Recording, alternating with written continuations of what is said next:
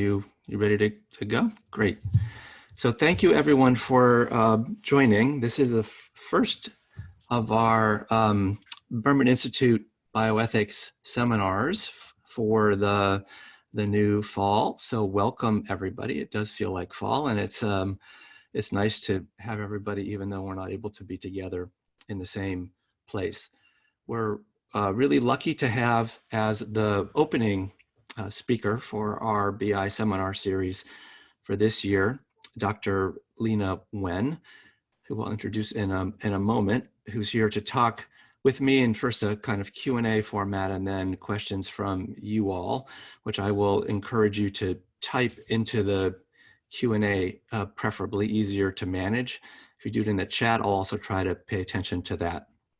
The topic that Dr. Wen and I will be discussing is COVID-19, public health, and equity. We are recording this session, so please note if you are not wanting to be identified, please don't put anything into the Q&A or chat because it will be captured. And otherwise, we will make this available on the Berman Institute website as we do for all of our seminars. And that's at bioethics.jhu.edu. And with that, let me introduce Dr. Wen. So she probably needs little introduction for many of you who are joining, but Dr. Leana Wen is an emergency physician and visiting professor of health policy and management at George Washington University School of Public Health. She's an expert in public health preparedness and previously served as the city of Baltimore's health commissioner. She's currently also a contributing columnist for the Washington Post and an on-air commentator for CNN, where she does medical issues analysis. Dr. Wen obtained her medical degree from Washington University in St. Louis School of Medicine and studied health policy at the University of Oxford, where she was a Rhodes Scholar. She completed her residency training at the Brigham and Women's Hospital and Massachusetts General Hospital, where she was a clinical fellow at the Harvard Medical School. So Dr. Wen, great pleasure to have you. Thank you so much for joining us today and being willing to have this conversation with me. I should say one last thing for the audience. Given Dr. Wen's job as a CNN commentator, it turns out that she needs to be on air live at 1 o'clock sharp. So we're going to actually end at 12:45 to give her a chance to transition and get to her home studio and be ready for that. So with that, let's get underway and we'll try to leave 10 or so minutes for the Q&A part, even with the compressed time frame. So first, thank you for being here with me. Absolutely. Thank you for the opportunity. We spoke together on air, I remember on WYPR at the beginning of COVID-19, and it's quite incredible how much the world has changed since then. It's true. It feels like it's changed a lot, but in some ways hasn't changed much at all, which I guess is part of where maybe we should start. And as you said, we have appeared together on radio. You do that much more frequently than I. And we thank you for all of the work that you're doing and trying to help us all understand what's going on. So with that, let me start us off here and talk a little bit with you about the public health response to COVID-19. I think it's, by all accounts, the case that the US has been less successful than many other places around the world in responding. And I wonder whether you can say a little bit about what's been hindering our progress and why aren't we doing better? And in particular, focusing on the issues that we're, the title of today, on disparities and inequities and disproportionate effects on certain communities. So maybe you can just lay that out a little bit for us. Sure, and what a day for us to be speaking as we will likely hit the incredibly grim milestone of 200,000 deaths in the US, probably today. And, I look back, I had written a column when we hit the milestone of 100,000 deaths. And actually you can basically superimpose the same column on what's happening now, which is the great tragedy of it. As in, at the very beginning of the pandemic, before it was even a pandemic, one might be able to say, look, this was a new virus, a novel coronavirus. And so we didn't know what it takes. And so some of those earlier mistakes were understandable. Even, for example, the lack of testing initially, or the fact that we didn't know in the beginning about asymptomatic spread, about aerosol spread, and therefore we're advising people mainly thinking that it was symptomatic people who were spreading the virus. I mean, some of that, the mistakes that were made were because of changes in science and better understanding. The guidance that we'd given, for example, around masks in the beginning, which was don't wear masks, and now it's wearing masks. Some of that is just evolving science and therefore evolving recommendations. But we have learned a lot about what needs to be done. And I think one of the greatest tragedies is we have known for many months now that we need to have a central coordinated effort, that there needs to be a national strategy, that without it, we have piecemeal strategies where at best we are playing whack-a-mole, where one part of the country is looking better. So we release these, or so we dial back the restrictions there, but other parts of the country are not following the same benchmarks. And so they're surging only to get the rest of the country also in a much worse position too. And so all of this is to say that we should have learned the lessons by 10,000, 20,000 deaths, certainly by 100,000 deaths, and yet we're still not now. And to the point, Jeff, that you brought up about where we are overall and what this means in particular to the communities that are disproportionately impacted, we know that whenever there are bad policies, that those who are affected the most are those who already bear the greatest brunt prior to the pandemic too. So when it comes to those who will suffer the most because of our poor policies, it's those people who are essential workers, who don't have the privilege of social distancing that others might have.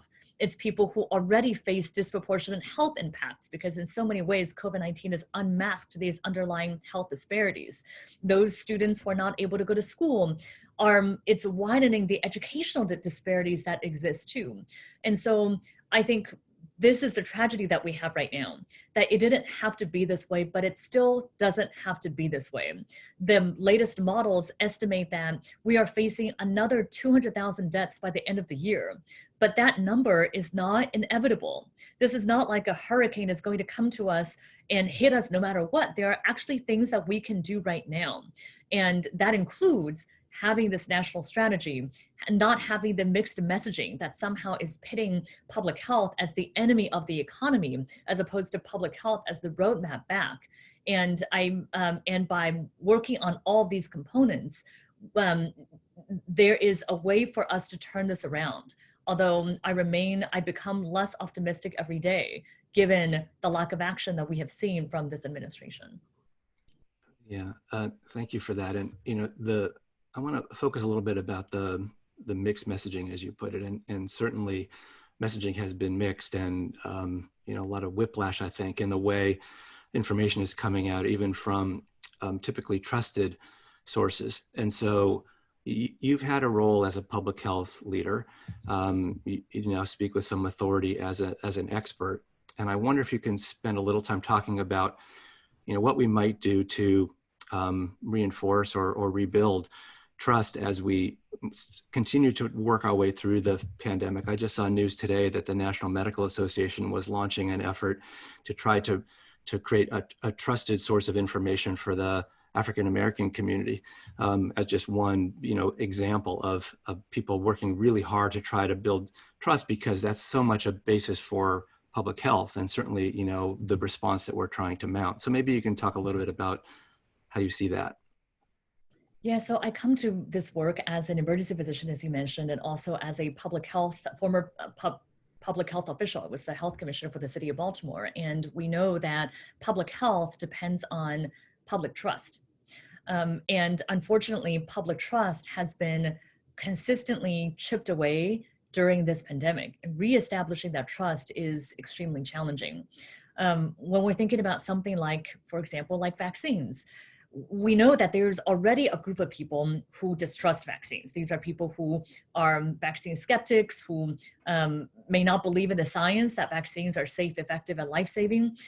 But now we have people who distrust vaccines or distrust a potential COVID-19 vaccine for a different reason, because they're concerned about political interference. They are worried that it's not the scientific process that's driving vaccine approval, but rather elections. And so I say all of this because we have multiple different issues at play here. You do have the group that was traditionally very skeptical of vaccines, which it's already going to be very difficult to turn to change opinion in this regard. You have another group that historically distrust institutions for understandable reasons, because of institutions, African American communities, Native American communities, for example, where the institutions have experimented on them without their permission, where they've experienced extreme discrimination and racism. And so for these communities, you mentioned about the NMA and the work that's done, a lot of the work in public health that involves building trust includes enlisting the most trusted messenger. So having people who are the most trusted messenger reach out to these groups, understanding that establishing that trust is going to take time. And then I think we have a third group, which is those people who are distrusting the science because of the political interference component. And I think that's the part that I just don't have the answer to, because I am also worried about political expediency and partisanship driving something as basic as vaccine approval. And I think the antidote to that kind of fear has to be transparency. And that level of transparency, again, is something that we don't yet have a guarantee. Yeah, I agree with you on all counts. I want to talk more with you about vaccines, but before I do, I want to spend a little more time about this sort of general response and ask you sort of, what can we be doing differently, maybe not just in this moment, but also learning for the next pandemic, because I think those of us pay attention in public health, and I'm guessing you agree, will say it won't be another 100 years before the next infectious disease outbreak like we're experiencing. So maybe, a little bit of a higher level step back and say, what should we be learning? And maybe what is the big issue, or among the big issues that we should be talking about, but are not when it comes to the response? It's a really good question, and I'm glad that you asked it quite this way, because you're right. It's not a question of if there's going to be another contagion, another pandemic. It's a question of when, which was something that all of us in public health had anticipated of this moment. Of course, we didn't quite know that this was the virus, but a lot of us have participated in preparedness exercises and drills where a very contagious respiratory pathogen was exactly what we drilled for, because this was something that could come our way. I think it speaks to the broader point that so much of public health is about preparing and preventing something terrible from happening. And when we are successful, there is no face of public health. That by definition, we are successful when we are invisible. The problem with that, though, is if our work is invisible, it's the first thing on the chopping block. As the health commissioner, for example, I was so frequently frustrated by how little funding that there was for all of these public health functions. A statistic that I think is a bit is mind-blowing, was mind-blowing to me at the time, and continues to be every time I say it, is that for a couple of years when I was health commissioner, the total, let me say this, the amount that was spent on police overtime in the city of Baltimore was more than the amount that the city gave towards all of public health, which included senior centers, maternal and child health, opioid epidemic, school health. I mean, all these different components together was less than what was spent just on overtime for police. Now, it's a whole different conversation about funding the police department. I don't mean to get into that territory, but rather I'm just giving an example of how underfunded public health is anyway, because by definition, we work when we are invisible. The workforce for local public health all around the country has been decimated. In the last 2 decades, we've seen, I think, more than 20% decline in the public health workforce. Many of my counterparts in other health departments have had 10 staff, 20 staff, do all the work around pandemic preparedness, while at the same time, also working on everything else that they have to do as part of their daily activities. And so I do hope that moving forward, we'll understand the importance of public health and see public health too as just as critical to national infrastructure and to national security as we might some of these other things that we fund much more than we do core public health functions. And, if I were to ask you, one thing that we should have been talking about but haven't, when it comes to the response, the general response, what would you say? What hasn't gotten enough attention in this response? Yeah, I mean, given the title of our conversation, I think it would be fair to mention that the disproportionate impact on communities of color, on African Americans, Hispanic Americans, Native Americans, Pacific Islanders. I think this is something that we just have not spent nearly enough time talking about. I do think that different groups have raised it as a problem, which is good. It's good that we're talking about this. I had the opportunity to testify to Congress twice in the last few months about this exact topic. And so people are talking about it. So it's not as if nobody's talking about it. But I do think that we're not spending nearly enough time talking about the solutions. So often people hear disparities and they think, oh, here we go again. They're not going to say this out loud, but I think this is what they're thinking. They're thinking that here we go again. There are disparities in every aspect of our lives. So how are we surprised that there are disparities here?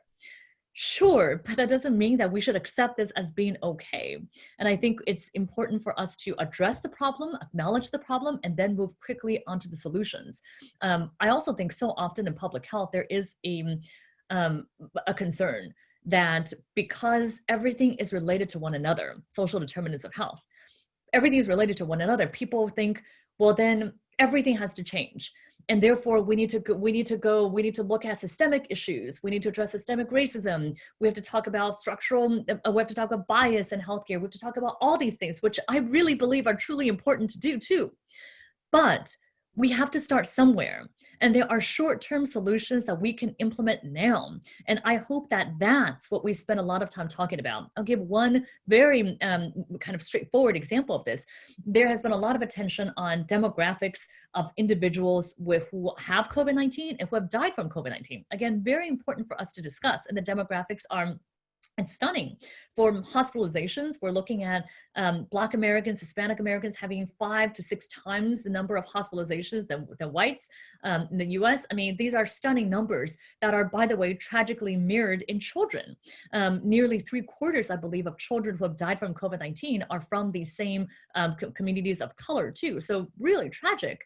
But you go one level before that, why are we not also discussing demographic information when it comes to testing? Because let's say that a community has a test positivity rate of 5%, which is good, it should be lower, but let's say it's 5%. But if you find that Latino Americans are testing positive at a rate of 20%, it means that we're not doing nearly enough testing for these specific communities. So that's a very specific and tangible example of something we can do right now. Make those types of testing data transparent, broken down by demographics, and that way it allows these resources to be targeted to the communities that are the most affected. I think you're pointing out that the pandemic has exacerbated it, or shown a light and exacerbated inequities that we know have been around for a long time, right? And it's, I think, an opportunity to try to address things that should have been addressed a long time ago. Is sort of one way I'm hearing you respond. Among the things that the past should inform the way we think about going forward is related to vaccines. So I want to pick up on what you said before about vaccines and acceptance of vaccination. So we know that when a vaccine, if and when, but let's just say when a vaccine becomes available or multiple vaccines become available, there'll be some supply issues and decisions will have to be made about allocation. And among the subgroups of the population that may deserve priority are those that are being hardest hit by the illness, right? By the disease that is caused by SARS-CoV-2.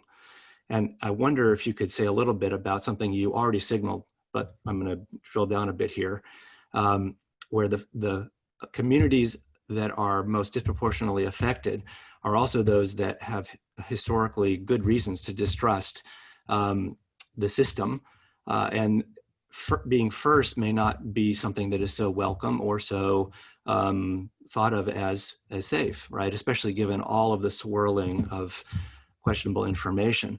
And so I guess the question in all of this is how to thread that needle, right? We want to serve the populations that deserve to be protected, but do so in a way that doesn't, undermine or violate what's already quite fragile trust between those communities and fill in the blank, public health, government, the system, whatever that means.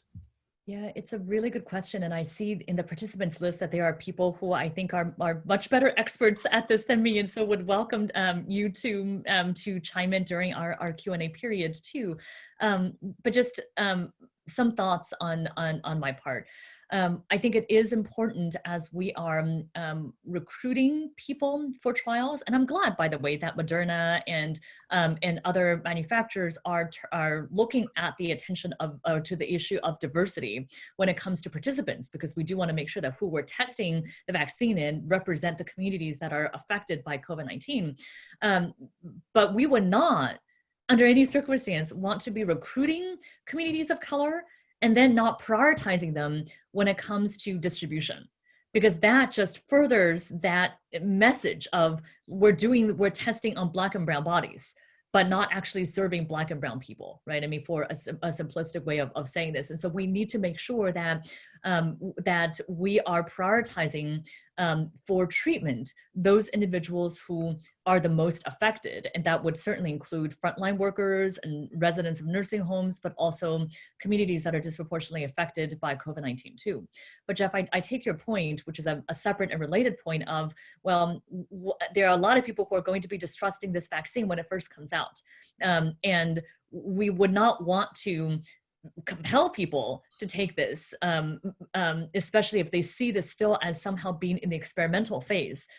But at the same time, I'm worried about a different issue, which is I'm worried about, unless we have a framework that's well established in advance and that people buy into well in advance, that communities that are disproportionately affected and that are disadvantaged are not going to receive therapies and vaccines when they should be.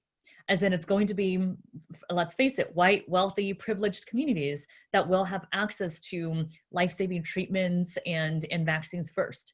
And we don't want that to be the case. And so I agree with you, it's a fine needle to thread, but I think it involves us setting those ethical frameworks in advance and not waiting until some treatment that actually comes out or vaccines come out, because we know that bad policies will always disproportionately affect those who already face the greatest challenges. And I know you're paying attention to the proposed frameworks that are being discussed and released. I wonder if you have any thoughts about sort of what the right way to proceed is. You have any, you want to weigh in on how to start, who should be first and why? I mean, I think the National Academy's framework that they laid out in broad strokes, I think makes sense, right? So that we should be prioritizing those on the front lines, the first responders, the healthcare workers, those who are in congregate settings at nursing homes should definitely be prioritized too. I mean, I think those types of general frameworks make sense. I do have a lot of concerns about vaccine approval. I mean, I need a lot, I personally, and I think many public health experts need a lot more reassurance that speed is not driving the process, but that efficacy and safety are what's prioritized here. That being first isn't necessarily the goal or the end point.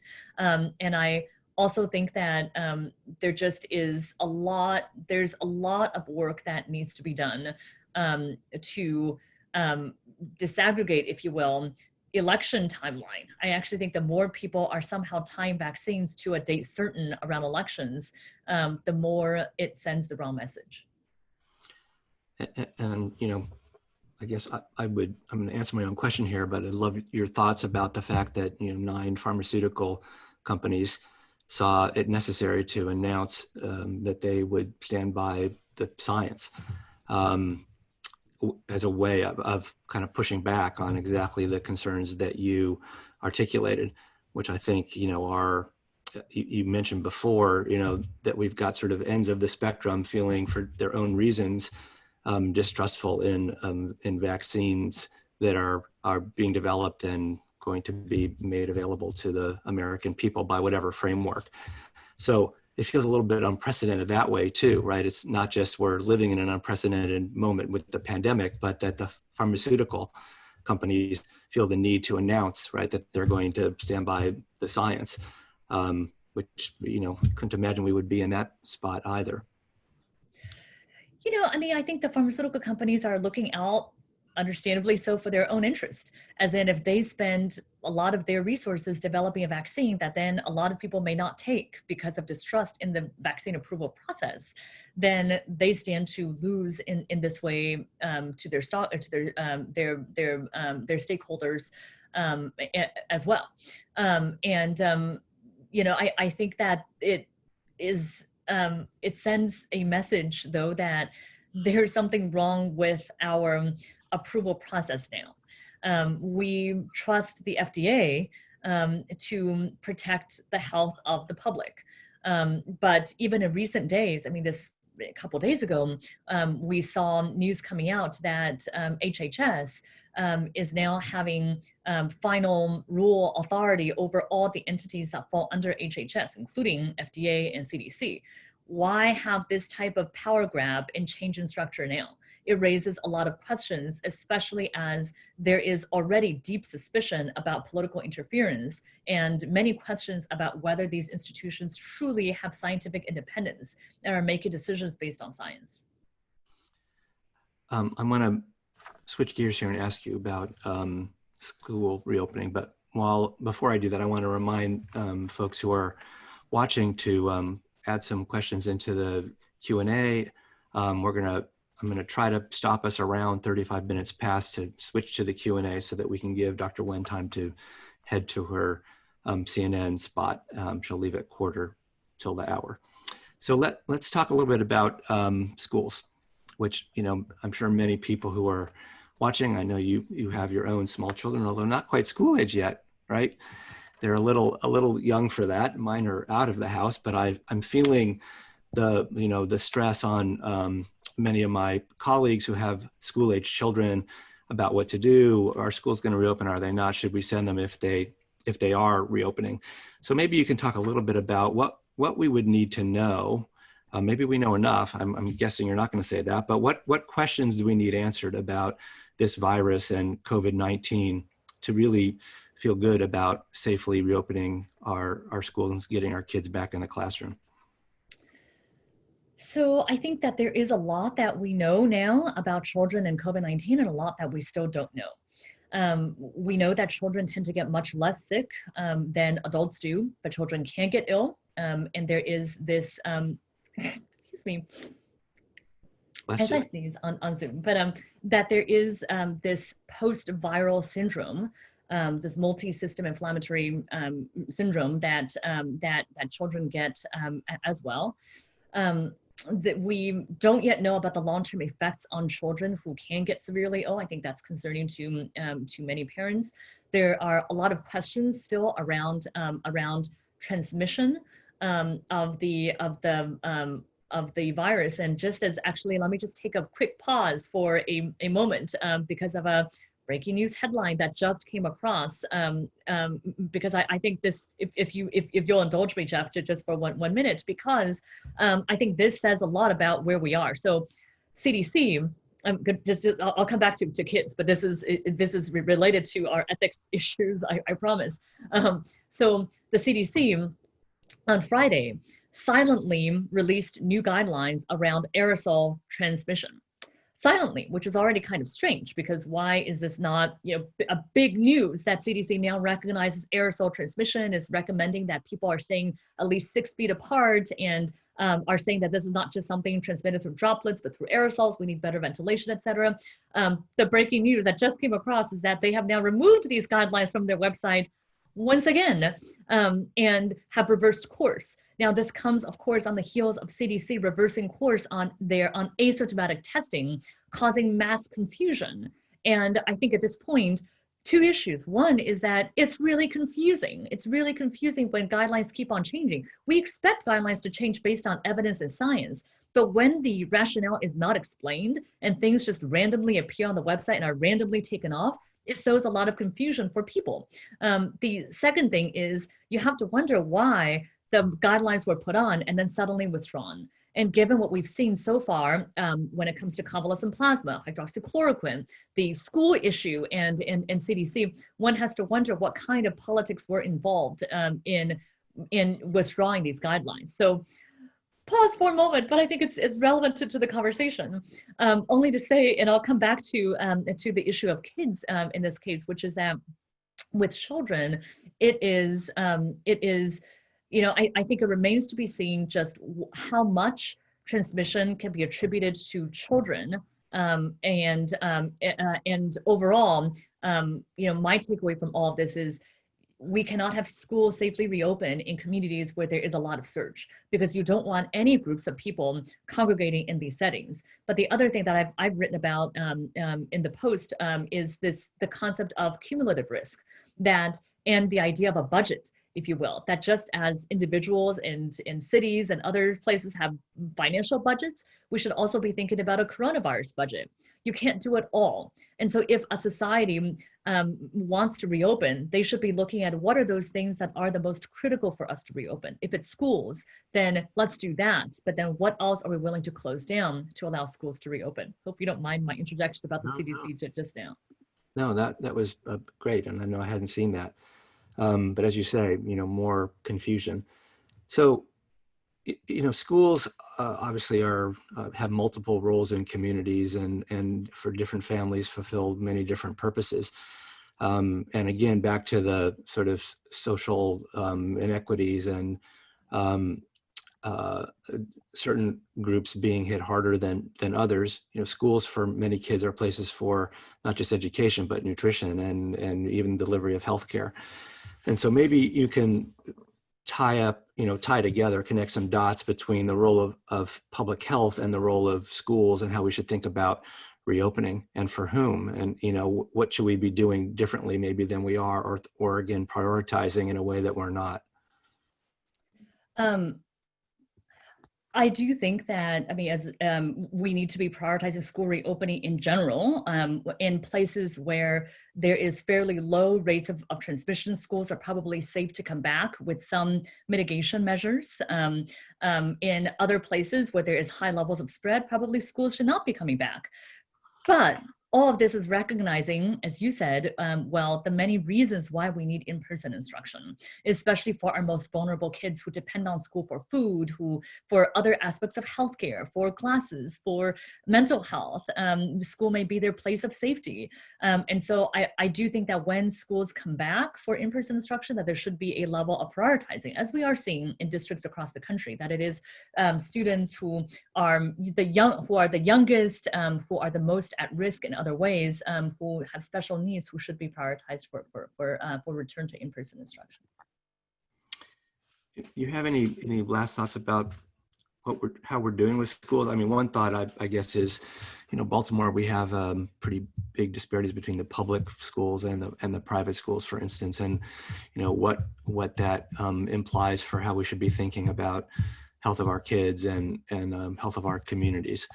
Any last thoughts about schools before we open it up to the Q&A? No, I am happy to do the Q&A. I think that, it's a rock and a hard place when it comes to schools, because we know the importance of in-person instruction, but we also do not want, and we don't want to be widening educational disparities, but we also don't want to put people at risk, including teachers and staff and their families. So it's a very difficult place to be, and an avoidable place, because I truly believe that we didn't have to be here. We could have had schools reopen safely if we had done a better job of reducing community spread, of keeping bars closed, for example, in order to keep schools open. I think that's a really important point. And, knowing people around the world where, their kids are back in school and they're resuming life in what seems like much more significant ways than we are, owing to the way that they have the response. So that I think is an important takeaway. All right, we've got about 10 more minutes, and I encourage folks to add some questions to the Q&A. Let me start with the ones that have come in earliest. You probably see these too, Leana, but if not, let me read this out. Would you please address true prevalence, the question of true prevalence?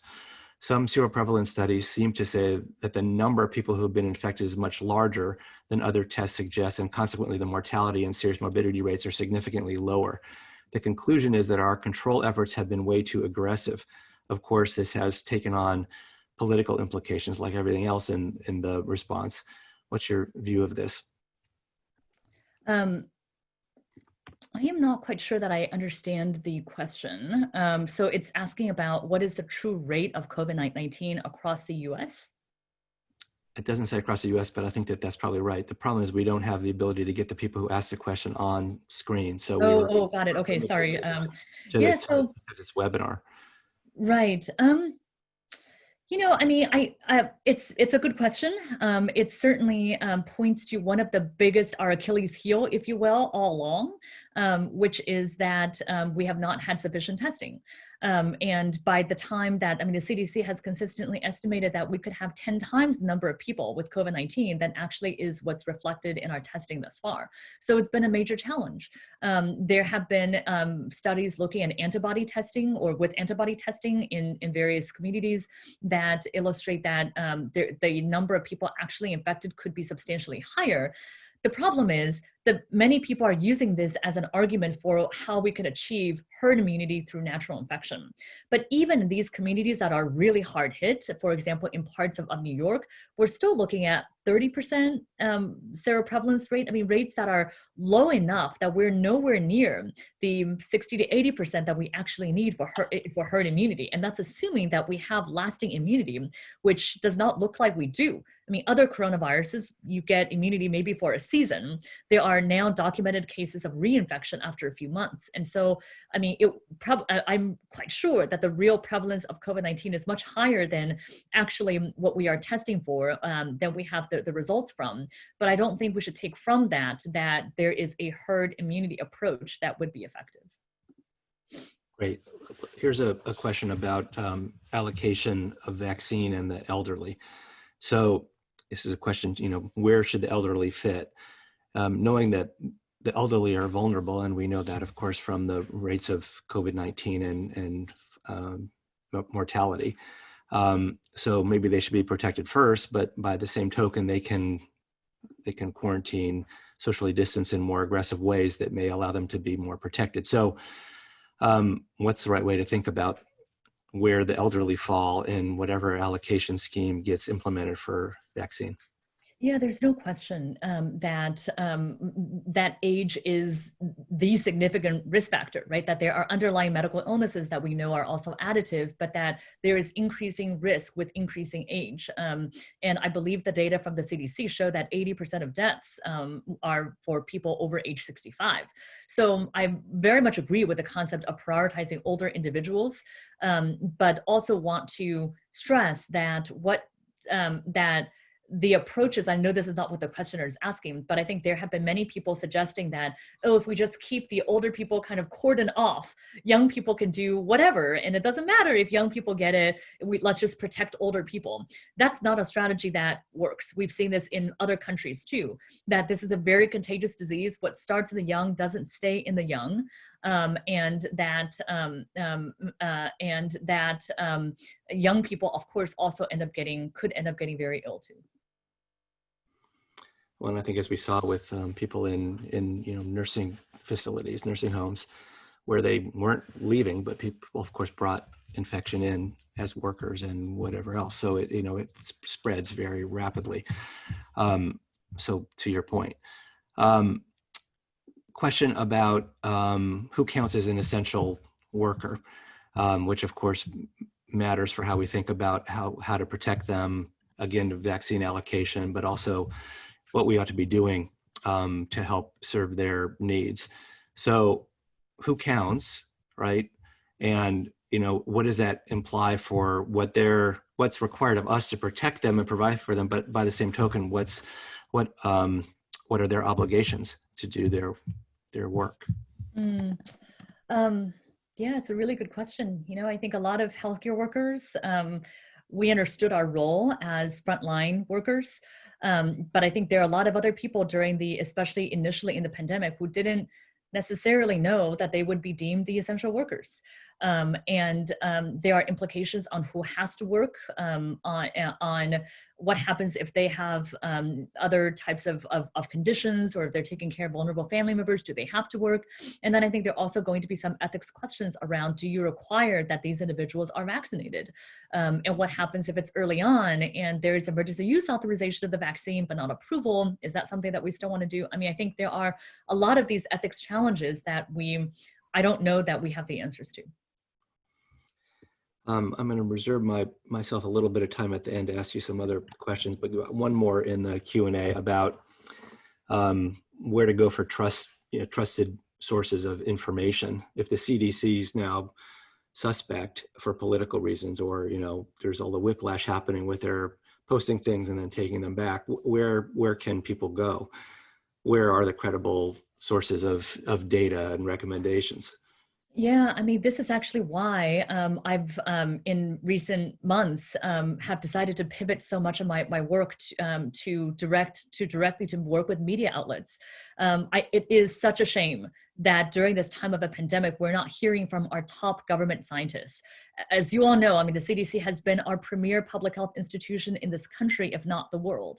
And during previous outbreaks and epidemics, we've heard from the CDC every day explain what is the state of the outbreak, what's the science, what are the implications for policy, what are the implications for everyday life, and we're not hearing that now. And so I and other public health experts who may have worked for the government before but are no longer, we are unencumbered by these types of political pressures.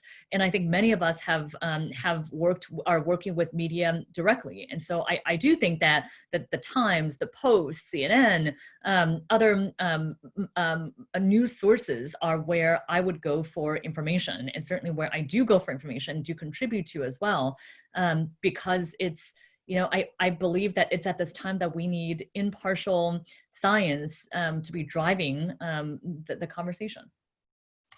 Yeah, which is, even you're saying it that way is a little bit of a sort of shocking to hear, right? Where's impartial science information most likely to be available?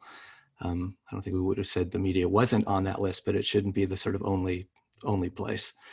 Okay, I'm at 2 minutes left. I want to shift gears altogether here, because I think I know on lots of people's minds the fact that Justice Ruth Bader Ginsburg passed away over the weekend.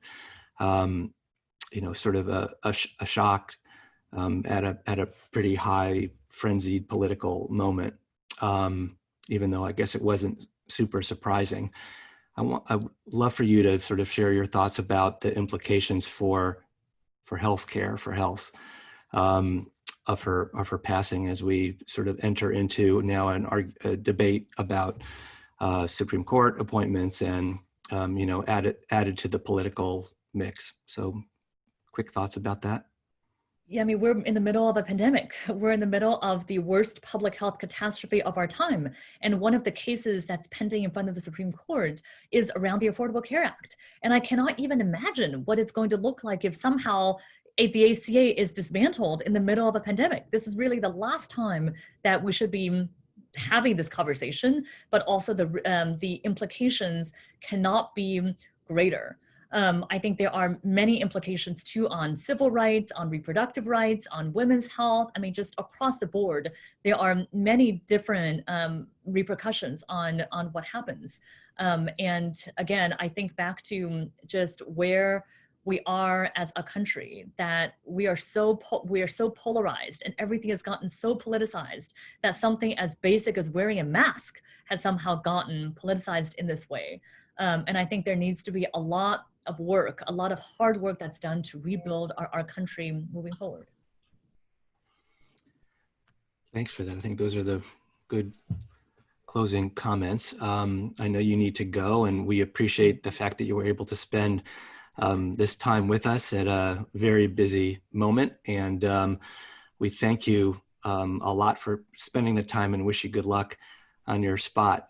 Before I let everybody go, I want to just say thank you all for attending, and a shout out to our colleagues Joe Ali and Alan Regenberg for the work they're doing on the BI Seminar Committee, and Suzanne Kneisner for all of her work in support and logistics of today and all of our seminars.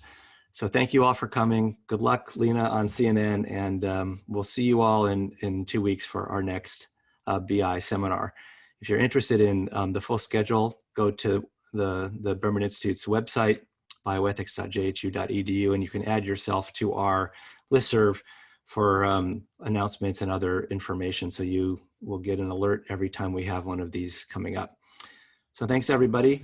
Good to see everybody virtually, and enjoy the rest of your weeks.